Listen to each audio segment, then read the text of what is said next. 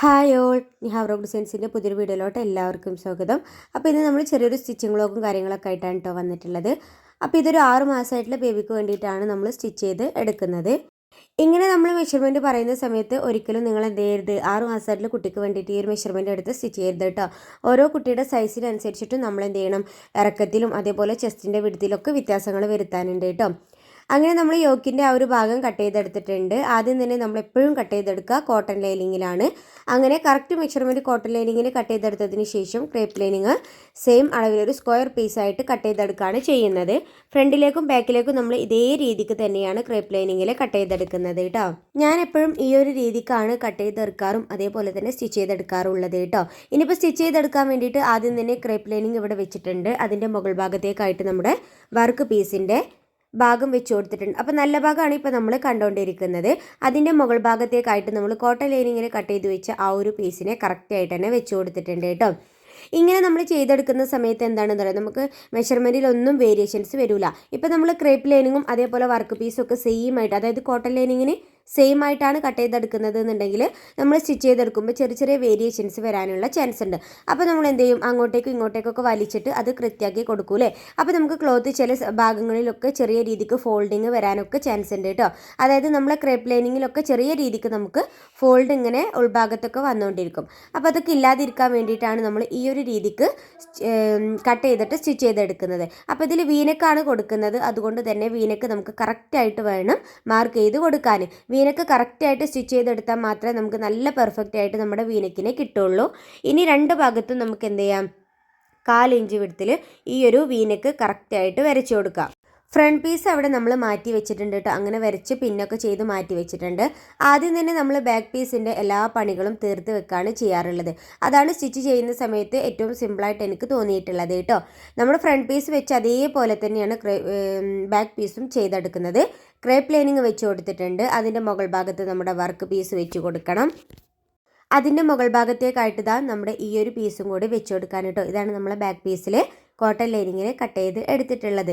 അപ്പോൾ താഴെ ഭാഗത്ത് ചെറിയൊരു നോച്ചസ് കണ്ടോ, ആ ഒരു നോച്ചസ് നമ്മൾ സിബിൻ്റെ പോർഷനാണ് കേട്ടോ. ഇനി ഈ ഒരു പോർഷന് നമുക്ക് അതേ രീതിയിൽ തന്നെ നല്ല പോലെ പിൻ ചെയ്ത് കൊടുക്കണം കേട്ടോ. നമ്മളെപ്പോഴും സ്റ്റിച്ച് ചെയ്തെടുക്കുന്ന സമയത്ത് നമുക്ക് നല്ല വൃത്തിയിലും കറക്റ്റായിട്ടും കിട്ടാൻ വേണ്ടിയിട്ടാണ് പിൻ ചെയ്ത് കൊടുക്കുന്നത്. കറക്റ്റായി പിൻ ചെയ്തെടുത്തതിന് ശേഷം നമുക്ക് സ്റ്റിച്ച് ചെയ്യേണ്ട എല്ലാ പോർഷനുകളും ഒന്ന് വരച്ചും കൂടെ എടുക്കാം. അപ്പോൾ പിൻ ചെയ്യുന്നത് നമ്മളെ ക്ലോത്ത് നമുക്ക് കറക്റ്റായിട്ട് കിട്ടാൻ വേണ്ടിയിട്ടാണ്. അതേപോലെ തന്നെ നമ്മൾ ഈ മാർക്കിങ്ങുകളൊക്കെ അടയാളപ്പെടുത്തി കൊടുക്കുന്നത് നമുക്ക് സ്റ്റിച്ചിങ് ഒക്കെ കറക്റ്റായിട്ട് കിട്ടാൻ വേണ്ടിയിട്ടാണ് കേട്ടോ. അപ്പോൾ നമുക്ക് ഇങ്ങനെ മാർക്കിംഗ് ഒക്കെ ചെയ്ത് കൊടുത്തിട്ടുണ്ടെങ്കിൽ ആ ഒരു രീതിയിൽ തന്നെ നമുക്ക് സ്റ്റിച്ച് ചെയ്തെടുത്താൽ മതിയാവും. വരച്ചെടുത്തിട്ടുള്ള ആ ഒരു പോർഷനിലൂടെ നമുക്ക് മുഴുവനായിട്ട് സ്റ്റിച്ച് ചെയ്ത് കൊടുക്കാം. ഷോൾഡറിൻ്റെ ആ ഒരു ഭാഗം ഇപ്പോൾ നമ്മൾ സ്റ്റിച്ച് ചെയ്ത് കൊടുക്കുന്നില്ല കേട്ടോ.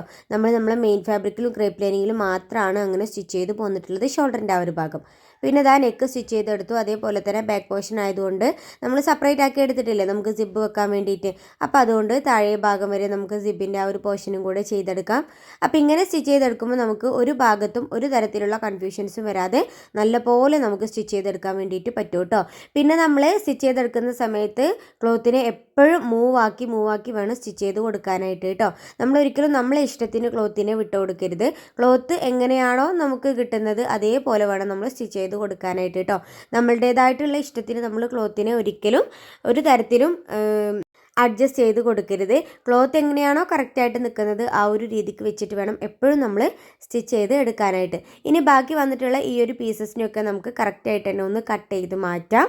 അതിനുശേഷം നമുക്ക് എന്ത് ചെയ്യാം, ചെറിയ കട്ടുകൾ ഇട്ട് കൊടുക്കണം. ഇനി ഈ ഒരു പീസസിനൊക്കെ നമുക്കൊന്ന് പുറം ഭാഗത്തേക്ക് മറിച്ചിടാം.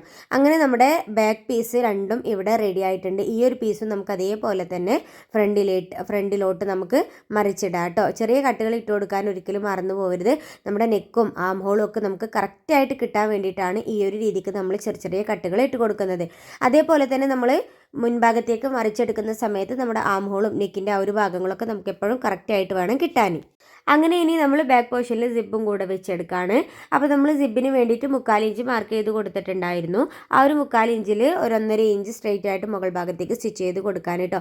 ഇതാണ് ഇൻവിസിബിൾ സിബ് സ്റ്റിച്ച് ചെയ്യാനുള്ള ഏറ്റവും സിമ്പിളായിട്ടുള്ള ഒരു മെത്തേഡ് എന്ന് പറയുന്നത്. ഇനി ബാക്കി വന്നിട്ടുള്ള പീസസൊക്കെ നമുക്ക് കട്ട് ചെയ്ത് മാറ്റാം. അപ്പോൾ ഇൻവിസിബിൾ സിബിൻ്റെ കറക്റ്റായിട്ടുള്ള വീഡിയോ നമ്മളിതിന് മുൻപ് അപ്ലോഡ് ആക്കിയിട്ടുണ്ട്. അപ്പോൾ കാണണം എന്ന് ആഗ്രഹം ഉണ്ടെന്നുണ്ടെങ്കിൽ പോയിട്ട് കണ്ടു നോക്കുക. അതേപോലെ തന്നെ നമ്മളെ ഫ്രോക്കിൻ്റെ മാത്രം ഓൺലൈൻ ക്ലാസ്സിലേക്ക് ജോയിൻ ചെയ്യാൻ താല്പര്യമുണ്ടെന്നുണ്ടെങ്കിൽ സ്ക്രീനിൽ കാണുന്ന നമ്പറിലൊന്ന് വാട്സപ്പ് ചെയ്താൽ മതി കേട്ടോ. നമ്മൾ ഒരുപാട് കാര്യങ്ങൾ നമ്മൾ ഫ്രോക്കിൻ്റെ ക്ലാസ്സിൽ പഠിപ്പിക്കുന്നുണ്ട്. അപ്പോൾ ആർക്കെങ്കിലും ജോയിൻ ചെയ്യാൻ താല്പര്യമുണ്ടെന്നുണ്ടെങ്കിൽ സ്ക്രീനിൽ കാണുന്ന നമ്പറിൽ വാട്സപ്പ് ചെയ്യുക, അഡ്മിഷൻ എടുക്കുക കേട്ടോ. നമ്മൾ ഡിസംബർ ബാച്ചിലേക്കുള്ള അഡ്മിഷൻ സ്റ്റാർട്ട് ചെയ്തിട്ടുണ്ട്. അപ്പോൾ പെട്ടെന്ന് തന്നെ നിങ്ങൾ അഡ്മിഷൻ എടുക്കുക. ഫ്രോക്കിനെ കുറിച്ചുള്ള ഡീറ്റെയിൽ ആയിട്ടുള്ള ക്ലാസ് തന്നെയാണ് നമ്മൾ ചെയ്യുന്നത്. നമ്മളങ്ങനെ ബാക്ക് പീസിനെ റെഡിയാക്കി എടുത്തിട്ടുണ്ട് അല്ലേ, ഇനി നമുക്ക് ഫ്രണ്ട് പീസും കൂടെ റെഡിയാക്കി എടുക്കണ്ടേ. ഫ്രണ്ട് പീസിൻ്റെ എല്ലാ ഭാഗങ്ങളും നമ്മൾ അതേ രീതിക്ക് തന്നെ മാർക്ക് ചെയ്തെടുത്ത ആ ഒരു പോർഷനിലൂടെയൊക്കെ സ്റ്റിച്ച് ചെയ്ത് കൊടുക്കുകയാണ്. അപ്പോൾ വീനക്ക് സ്റ്റിച്ച് ചെയ്തെടുക്കുന്ന സമയത്ത് നമ്മളെപ്പോഴും കറക്റ്റായിട്ട് വേണം വീനക്ക് സ്റ്റിച്ച് ചെയ്തെടുക്കാൻ കേട്ടോ.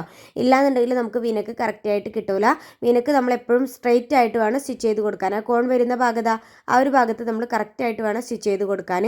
അതേപോലെ തന്നെ വീനക്കിൻ്റെ ആ ഒരു ഈ ഒരു കോൺ ഭാഗത്ത് വരുന്ന കട്ടിങ്ങും കറക്റ്റായിട്ട് വേണം കട്ട് ചെയ്ത് കൊടുക്കാൻ. ഇല്ലാന്നുണ്ടെങ്കിൽ നമുക്ക് വീനക്ക് കറക്റ്റായിട്ട് ഒരിക്കലും കിട്ടില്ല കേട്ടോ. അപ്പോൾ നമ്മളങ്ങനെ ആം ഹോളിൻ്റെ ഭാഗത്തും നെക്കിൻ്റെ ഭാഗത്തൊക്കെ കട്ടിട്ട് കൊടുക്കുകയാണ്. അപ്പോൾ കട്ടിട്ട് കൊടുക്കുന്നത് എന്തിനാണെന്നുള്ളത് നമ്മൾ നേരത്തെ പറഞ്ഞു അല്ലേ. നമുക്ക് എന്താണ് ആം ഹോളും അതേപോലെ തന്നെ നമ്മുടെ നെക്കൊക്കെ കറക്റ്റായിട്ട് കിട്ടാൻ വേണ്ടിയിട്ടാണ് നമ്മൾ ചെറിയ ചെറിയ കട്ടുകൾ ഇട്ട് കൊടുക്കുന്നത്. കട്ടുകൾ ഇട്ട് കൊടുക്കുമ്പോൾ ഒരിക്കലും നമ്മൾ സ്റ്റിച്ചിൽ തട്ടാതെ വേണം ഇട്ട് കൊടുക്കാനായിട്ട് കേട്ടോ. അങ്ങനെ ഇതാ നമ്മളിവിടെ ഷോൾഡറും കൂടെ ജോയിൻ ചെയ്ത് എടുത്തിട്ടുണ്ട്. ഷോൾഡറൊക്കെ നമ്മൾ സീം അലവൻസ് കാണാത്ത രൂപത്തിൽ നല്ല വൃത്തിയിലാണ് നമ്മൾ ജോയിൻ ചെയ്ത് എടുത്തിട്ടുള്ളത്. ഇനി ഈ ഒരു ആം ഹോളിൻ്റെ നമ്മുടെ ബാക്ക് പോർഷൻ്റെ ആം ഹോളൊക്കെ അല്ലേ കറക്റ്റാക്കി കൊടുത്തത്, ഇനി ഈ ഒരു ഫ്രണ്ട് പീസിൻ്റെ ആം ഹോളൊക്കെ നമുക്ക് കറക്റ്റാക്കിയിട്ട് തന്നെ ഒന്ന് എടുക്കാം. നമ്മുടെ യോക്ക് പോർഷൻ ദാ ഈ ഒരു രീതിക്ക് വെച്ച് കൊടുത്തതിന് ശേഷം എത്രയാണോ നമുക്ക് ലെങ്ത്ത് വേണ്ടത് അത് കറക്റ്റായിട്ട് മാർക്ക് ചെയ്ത് കൊടുക്കുക. അതിന് കൂടെ ഒരു 1/2 ഇഞ്ച് സിം അലവൻസ് വേണം കേട്ടോ. നമ്മളിപ്പോൾ യോക്ക് പോർഷൻ മാത്രമല്ലേ ചെയ്തെടുത്തിട്ടുള്ളൂ, നമുക്ക് സ്കേർട്ട് പോർഷനും കൂടെ ചെയ്തെടുക്കണ്ടേ. അപ്പോൾ അതിന് വേണ്ടിയിട്ടുള്ള ഒരു 1/2 ഇഞ്ച് കൂടി ഇട്ടിട്ട് വേണം നമ്മൾ അവിടെ മാർക്ക് ചെയ്ത് കൊടുക്കാനായിട്ട്. അങ്ങനെ നമ്മൾ യോക്കിൻ്റെ ലെങ്ത്ത് പിന്നെ സീം അലവൻസൊക്കെ കൂട്ടിയിട്ട് മാർക്ക് ചെയ്ത് കൊടുത്ത് കട്ട് ചെയ്തെടുത്തിട്ടുണ്ട്. പിന്നെ അതേപോലെ തന്നെ അതിൻ്റെ താഴെ ഭാഗം നമ്മളൊന്ന് പ്രസ് സ്റ്റിച്ചും കൂടെ ചെയ്തെടുത്തിട്ടുണ്ട്. നമ്മൾ വർക്ക് പീസും ക്രേപ്പ് ലൈനിങ്ങും കോട്ടൺ ലൈനിങ്ങും ഒക്കെ ഒരുമിച്ചല്ലേ നിൽക്കുന്നത്. അപ്പോൾ അതൊക്കെ ഒന്ന് സെയിം ആക്കാൻ വേണ്ടിയിട്ട് നമ്മൾ എന്ത് ചെയ്തിട്ടാണ് ഒന്ന് റൗണ്ട് ചെയ്ത് പതിച്ച് സ്റ്റിച്ച് ചെയ്തും കൂടെ എടുത്തിട്ടുണ്ട് കേട്ടോ. അപ്പോൾ നമ്മൾ ഇൻവിസിബിൾ സിബൊക്കെ നമുക്ക് കറക്റ്റായിട്ടാണ് കിട്ടിയിട്ടുള്ളത്. സ്കേർട്ട് പോർഷനിലേക്കുള്ള കോട്ടൺ ലൈനിങ് ആണ് ഇപ്പോൾ നമ്മൾ ചെറിയ രീതിക്ക് പ്ലേറ്റ്സ് ഇട്ട് എടുക്കുന്നത് കേട്ടോ. കോട്ടൺ ലൈനിങ് ചെറിയ പ്ലേറ്റ്സ് ഒക്കെ ഇട്ട് മാറ്റി വെച്ചതിന് ശേഷം അടുത്തതായിട്ട് തന്നെ ക്രേപ്പ് ലൈനിങ് ആണ് കേട്ടോ. ക്രേപ്പ് ലൈനിങ് നമ്മൾ 2 പീസായിട്ടാണ് കട്ട് ചെയ്തെടുത്തിട്ടുണ്ടായിരുന്നത്. ആദ്യം ആ ഒരു പീസിനെ നമുക്കൊന്ന് ജോയിൻ ചെയ്ത് കൊടുക്കണം.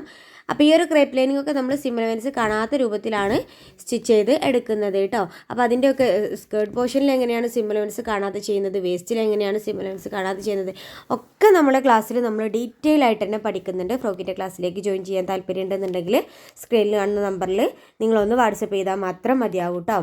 അങ്ങനെ ക്രേപ്പ് ലൈനിങ് നമ്മൾ പ്ലേറ്റ്സ് ഒക്കെ ഇട്ട് മാറ്റി വെച്ചിട്ടുണ്ട്. ഇനി അടുത്തതായിട്ട് നമ്മുടെ നെറ്റ് ഫാബ്രിക്കിന് ഒന്ന് പ്ലേറ്റ്സ് ഇട്ട് എടുക്കണം. അപ്പോൾ ഈ ഒരു രീതിക്ക് കൈ വെച്ചിട്ട് തന്നെയാണ് മുഴുവനായിട്ട് പ്ലേറ്റ്സ് ഇട്ട് എടുക്കുന്നത് കേട്ടോ. കൈ വെച്ചിട്ട് എടുക്കുമ്പോൾ എന്താണെന്ന് അറിയാം, നമുക്ക് പ്ലേറ്റ്സുകളുടെ എണ്ണം കുറക്കാനും കൂട്ടാനും ഒക്കെ പറ്റും. നമ്മളിപ്പോൾ മെഷീനിലാണ് ചെയ്തെടുക്കുന്നത് എന്നുണ്ടെങ്കിൽ അത്യാവശ്യം നല്ല തിക്കായിട്ടാണ് വരുന്നത്. നമുക്ക് ഒരിക്കലും അഡ്ജസ്റ്റ് ചെയ്ത് കൊടുക്കാൻ വേണ്ടിയിട്ട് പറ്റില്ല കേട്ടോ. നമ്മൾ കൈ വെച്ചിട്ടാണെങ്കിൽ നമ്മുടെ ഇഷ്ടത്തിന് നമുക്ക് അകലങ്ങൾ കൂട്ടിയും കുറച്ച് നമ്മുടെ ഫാബ്രിക്കിനനുസരിച്ച് എത്രത്തോരാണോ ഫാബ്രിക് എടുത്തിട്ടുള്ളത് അതിനനുസരിച്ചിട്ട് നമുക്ക് ചെയ്തെടുക്കാവുന്നതാണ്. ഇനി ഇതിൻ്റെ 2 അറ്റവും നമുക്കൊന്ന് ഇതുപോലെ യോജിപ്പിച്ച് കൊടുക്കാം. കോട്ടൺ ലൈനിങ്ങിനെ മാറ്റി വെച്ചതിന് ശേഷം നമ്മുടെ ക്രേപ്പ് ലൈനിങ്ങും അതേപോലെ നെറ്റ് ഫാബ്രിക്കും ഒരുമിച്ച് വെച്ചിട്ട് വേസ്റ്റിൻ്റെ ആ ഒരു ഭാഗത്ത് നമുക്ക് പിൻ ചെയ്ത് കൊടുക്കാം. അപ്പോൾ ഈ ഒരു വേസ്റ്റിൻ്റെ റൗണ്ട് എങ്ങനെയാണ് വന്നിരിക്കുന്നത് എന്നറിയോ, നമ്മുടെ യോക്കിൻ്റെ കറക്റ്റ് റൗണ്ടിലാണ് നമ്മൾ ഈ ഒരു നെറ്റ് ഫാബ്രിക്കും അതേപോലെ തന്നെ നമ്മുടെ ക്രേപ്പ് ലൈനിങ്ങും നമ്മൾ സ്റ്റിച്ച് ചെയ്ത് എടുത്തിട്ടുള്ളത്. ഇനി ഇത് രണ്ടും കൂടെ നമുക്കൊന്ന് വെച്ച് ഒന്ന് പ്രസ് ചെയ്ത് സ്റ്റിച്ച് ചെയ്ത് കൊടുക്കാം. നമുക്ക് യോക്കിലേക്ക് അറ്റാച്ച് ചെയ്ത് കൊടുക്കുന്ന സമയത്ത് രണ്ടും കറക്റ്റായിട്ടാണ് കിട്ടുന്നത് എന്നുണ്ടെങ്കിൽ നമുക്ക് സ്റ്റിച്ച് ചെയ്തെടുക്കാൻ വേണ്ടിയിട്ട് എളുപ്പമാവും. അപ്പോൾ അതിന് വേണ്ടിയിട്ടാണ് രണ്ടും കൂടെ, അതായത് നമ്മുടെ ക്രേപ്പ് ലൈനിങ്ങും നെറ്റ് ഫാബ്രിക്കും ഒരുമിച്ച് വെച്ചിട്ട് നമ്മൾ സ്റ്റിച്ച് ചെയ്ത് കൊടുക്കുന്നത്. നമ്മൾ ക്രേപ്പ് ലൈനിങ്ങിൻ്റെ ഉൾഭാഗത്തേക്കായിട്ട്, അതായത് നമ്മൾ ഇപ്പോൾ കാണുന്നത് നമ്മുടെ ക്രേപ്പ് ലൈനിങ് ആണ് കേട്ടോ. ക്രേപ്പ് ലൈനിങ്ങിൻ്റെ പുറം ഭാഗമാണ് ഇപ്പോൾ നമ്മൾ കണ്ടുകൊണ്ടിരിക്കുന്നത്. അതിൻ്റെ ഉള്ളിലോട്ട് നമ്മൾ യോക്ക് പോർഷനെ ഈ ഒരു രീതിക്ക് വെച്ച് കൊടുത്തിട്ട് നമുക്കിതിനെ രണ്ടിനെയും കറക്റ്റായിട്ട് വെച്ച് റൗണ്ട് ചെയ്ത് സ്റ്റിച്ച് ചെയ്ത് എടുക്കണം. റൗണ്ട് ചെയ്ത് സ്റ്റിച്ച് ചെയ്തെടുക്കുന്ന സമയത്ത് നമ്മൾ യോക്കൊക്കെ കറക്റ്റായിട്ട് വെച്ചിട്ട് സ്റ്റിച്ച് ചെയ്തെടുക്കണം. ഇല്ലാന്നുണ്ടെങ്കിൽ ചെറിയ രീതിക്ക് വേരിയേഷൻസ് ഒക്കെ വരാനുള്ള ചാൻസ് ഉണ്ട് കേട്ടോ. കോട്ടൺ ലൈനിങ്ങിന് ഇപ്പോൾ നമ്മൾ വെച്ച് കൊടുക്കുന്നില്ല. കോട്ടൺ ലൈനിങ്ങിനെ നമ്മൾ തയ്യൽ തുമ്പ് കാണാത്ത വിധത്തിലാണ് വെച്ച് കൊടുക്കുന്നത്. കാരണം നമ്മൾ ബേബീസിന് ഒരു തരത്തിലുള്ള ബുദ്ധിമുട്ടും ഇല്ലാതിരിക്കാൻ വേണ്ടിയിട്ടാണ് ആ ഒരു രീതിക്ക് ചെയ്തെടുക്കുന്നത്. വേസ്റ്റിൽ എങ്ങനെയാണ് നമ്മൾ കോട്ടൺ ലൈനിങ്ങിനെ സ്റ്റിച്ച് ചെയ്തെടുക്കുന്നത് എന്നുള്ള ഡീറ്റെയിൽ ആയിട്ടുള്ള വീഡിയോ നമ്മൾ ഇതിനു മുൻപ് ചെയ്തിട്ടുണ്ട്. അപ്പോൾ അത് അറിയാത്തവരുണ്ടെന്നുണ്ടെങ്കിൽ ഒന്ന് പോയിട്ട് കണ്ടു നോക്കുക. എന്തായാലും നിങ്ങൾക്കതൊരു ഹെൽപ്ഫുൾ ആവും. അങ്ങനെ നമ്മൾ ഫ്രോക്കിൻ്റെ കംപ്ലീറ്റ് പണികളും ഇവിടെ തീർന്നിട്ടുണ്ട്. ഇതാണ് നമ്മൾ ഫ്രോക്കിൻ്റെ ഫൈനൽ ലുക്ക് വരുന്നത്. സിമ്പിളായിട്ട് വീനെക്കിലൊരു ഫ്രോക്കാണ് നമ്മൾ ചെയ്തെടുത്തിട്ടുള്ളത്. അപ്പോൾ വീഡിയോ ഇഷ്ടമായിട്ടുണ്ടെന്നുണ്ടെങ്കിൽ ലൈക്ക് ചെയ്യുക. പിന്നെ അതേപോലെ തന്നെ എന്തെങ്കിലും അഭിപ്രായങ്ങളോ ഡൗട്ടുകളൊക്കെ ഉണ്ടെന്നുണ്ടെങ്കിൽ താഴെ കമൻറ്റ് ബോക്സിൽ അറിയിക്കട്ടോ. പിന്നെ നമ്മുടെ ഫ്രോക്കിൻ്റെ ക്ലാസ്സിലേക്ക് ജോയിൻ ചെയ്യാൻ താല്പര്യം ഉണ്ടെന്നുണ്ടെങ്കിൽ സ്ക്രീനിൽ കാണുന്ന നമ്പറിലൊന്ന് വാട്സപ്പ് ചെയ്യാം.